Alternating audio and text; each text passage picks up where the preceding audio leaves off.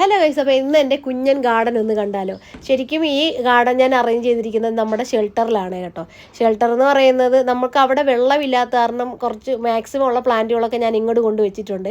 അപ്പോൾ ഇവിടെയും അത്ര സ്ഥലമില്ല. അപ്പോൾ നമ്മുടെ പട്ടിക്കുട്ടന്മാർക്ക് അങ്ങോട്ട് ഇങ്ങോട്ട് പോകാനും വേണം, പിന്നെ നമുക്ക് പ്ലാന്റും വെക്കണം, അവർക്ക് ഡിസ്റ്റർബൻസ് ആകാൻ പാടില്ല. അങ്ങനത്തെ രീതിയിലാട്ടോ ഞാൻ പ്ലാന്റൊക്കെ വെച്ചിരിക്കുന്നത്. പിന്നെ കുറേയൊക്കെ 4 ഭാഗങ്ങളുണ്ട് വീട്ടിൻ്റെയൊക്കെ.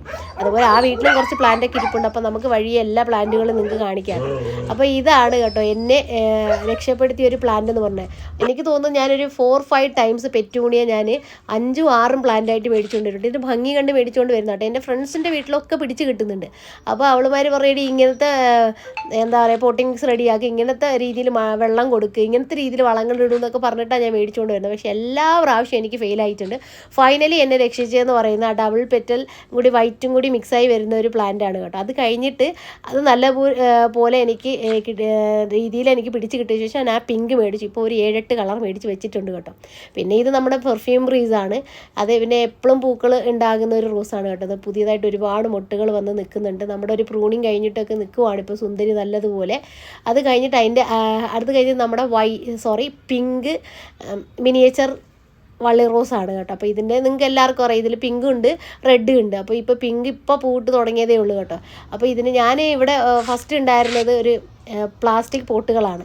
അപ്പോൾ ഇവിടെ നമ്മുടെ പട്ടിക്കുട്ടന്മാർ കടിക്കും കേട്ടോ. അത് കാരണം പോട്ടൊക്കെ ഒന്ന് ചേഞ്ചാക്കി വെച്ചിട്ടുണ്ടതാണ്. അപ്പോൾ ഈ വൈറ്റ് പൊടി പോലെ കിടക്കുന്ന മുട്ടത്തോട് ഇന്ന് പൊടിച്ചിട്ടതാട്ടോ. മുട്ടത്തോട് ശരിക്കും മണ്ണ് കുഴിച്ച ഇടേണ്ടത്. ഞാൻ എന്നാ ചെയ്യുന്ന പറഞ്ഞാൽ ഈ പൊടിച്ചത് വാടക തന്നെ കൊണ്ടങ്ങ് ഇട്ടു. ഇനി നാളെ വേണം കുറച്ച് മണ്ണ് ഇതിനകത്ത് അതിനെ മൂടിയിടാൻ വേണ്ടിയിട്ട്.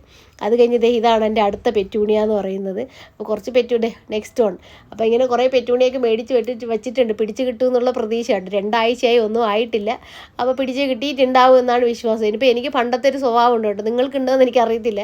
ഇടയ്ക്കിടയ്ക്ക് ഈ വേര് വന്നോ എന്ന് പറഞ്ഞ് നോക്കുന്ന സ്വഭാവം. അങ്ങനെ എൻ്റെ കുറേ പ്ലാന്റുകൾ പൊട്ടിപ്പോയിട്ടുണ്ട്. അത് കഴിഞ്ഞിട്ട് നമ്മുടെ വൈറ്റ് ക്രിക്കറി റോസ് കേട്ടോ. ഈ റോസ് എൻ്റെ അടുത്ത് 3 ഉണ്ട് കേട്ടോ. അപ്പോൾ ഒരെണ്ണം ഇങ്ങനെ ചത്തുകുത്തി നിൽക്കുന്നുണ്ട്. അതിനിപ്പോൾ വളങ്ങളൊക്കെ ഇട്ട് ഒന്ന് ഉഷാറായി വരുന്നുണ്ട്.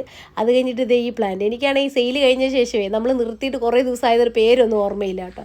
അത് കഴിഞ്ഞിട്ട് നമ്മുടെ നാടൻ വൈറ്റ് ബിഗ് റോസ്.